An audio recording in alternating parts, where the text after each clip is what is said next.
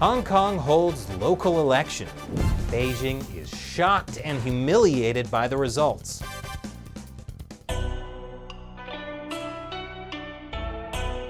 Welcome back to China Uncensored. I'm Chris Chappell. Hong Kong has been engulfed in protests for nearly 6 months now.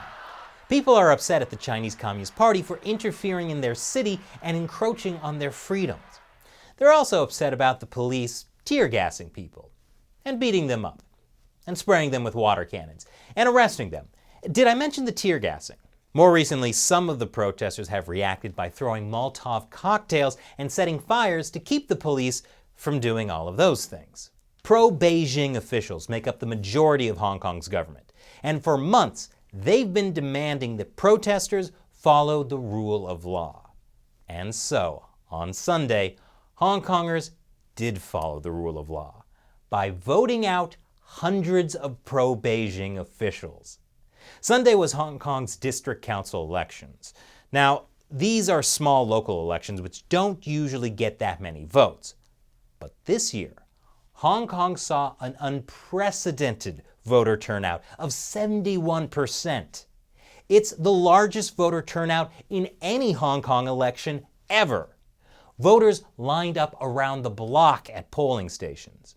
Wow, nobody gets this excited about local elections, except Leslie Knope. And even more shocking, pan-Democrat candidates who support the protest movement won 85% of district council seats. For comparison, in the 2015 district council election, it broke down like this, with pan-Dems winning only 126 seats. This year, they won 385 seats. That makes them the majority in 17 out of 18 district councils in Hong Kong. For months, pro-Beijing newspapers in Hong Kong and China had claimed that most Hong Kongers supported the police cracking down on protesters, and that those people are representing the silent majority. And for months, Chinese state-run media had called for Hong Kong's silent majority to not stay silent. Well, they were half right. The silent majority didn't stay silent. They were just wrong about what the silent majority had to say. Now, these newly elected Hong Kong District Council members won't get to decide a lot of big-picture things in Hong Kong. They mainly handle local things, like where to put traffic lights and garbage cans. Next year's elections for the Legislative Council will be more meaningful, since those legislators get to pass laws. But these local district councils do get to choose about 10% of the representatives who vote for the next Hong Kong chief executive, even though that system is rigged, so it can ultimately be controlled by Beijing. Nonetheless, Sunday's district council election results are huge.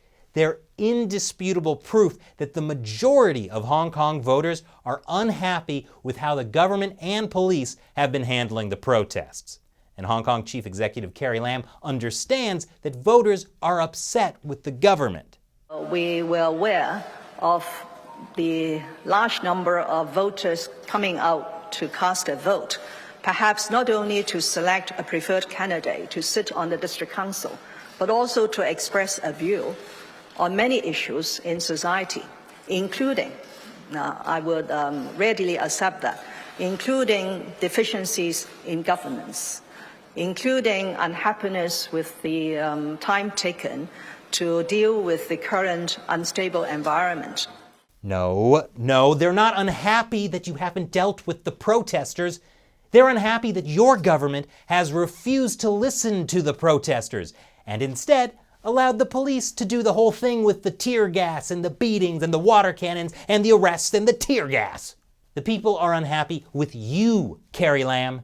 Even a lot of the pro-establishment politicians don't like you either, because your handling of the extradition bill was what led to 6 months of protests and their stunning defeat at the polls.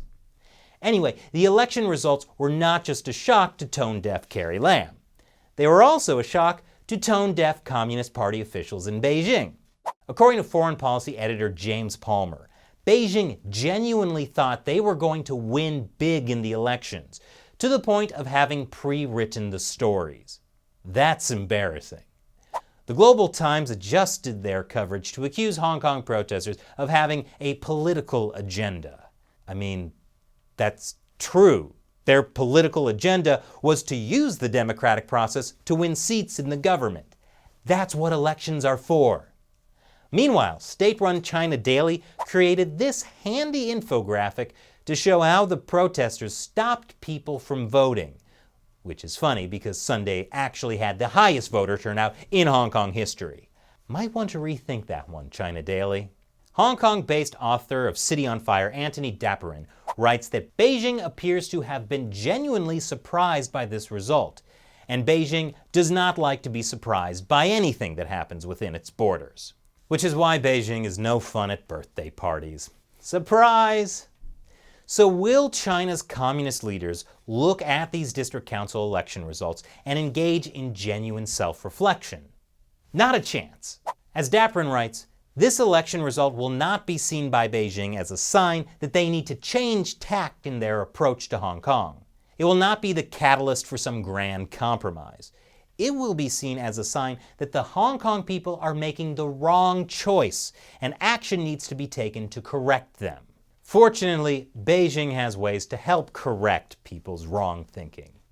They want to introduce patriotic education in Hong Kong schools and a national security law to further restrict Hong Kongers' freedom. And if those don't work, there's always simply telling the police to crack down harder. I mean, if savagely beating people doesn't make them like you, I don't know what will.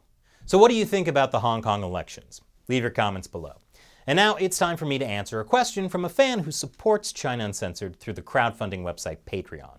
Your support is important because every time I make an episode about Hong Kong, YouTube instantly demonetizes it. So viewer support is the main way we can pay our staff, travel to places like Hong Kong, and keep making the show. Here's today's question.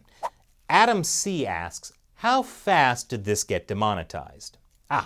You're talking about my video from 2 days ago, where I started out talking about pandas, hoping the video wouldn't get demonetized. Well, it was instantly demonetized. That was a decision made by YouTube's artificial intelligence bots. Then I appealed that decision. That was on Friday afternoon. By Saturday evening, about 30 hours later, a human at YouTube had reviewed it and confirmed that it should not have been demonetized. That's good news. So by the time the video was finally made public on Monday, it was in fact monetized with ads. But waiting 30 hours to enable ads is a long time, and we usually don't get that long. For most of our episodes, we publish them as soon as Seamus is done editing the video. That means they go public, get instantly demonetized, and then, after an entire day of losing all the revenue, a YouTube human will review it. They usually remonetize it, which is to say, humans at YouTube are acknowledging that the AI bots are wrong most of the time. Sadly, that wrongness costs us thousands of dollars a month. That's why demonetization, even temporary demonetization, is a huge deal. And that's also why your support is so important, Adam. So, thank you. Be like Adam and visit patreon.com/China Uncensored. Support China Uncensored with $1 or more per episode. With your support, we can afford to continue covering topics that YouTube's AI bots demonetize. Thanks for watching China Uncensored. Once again, I'm Chris Chappell. See you next time.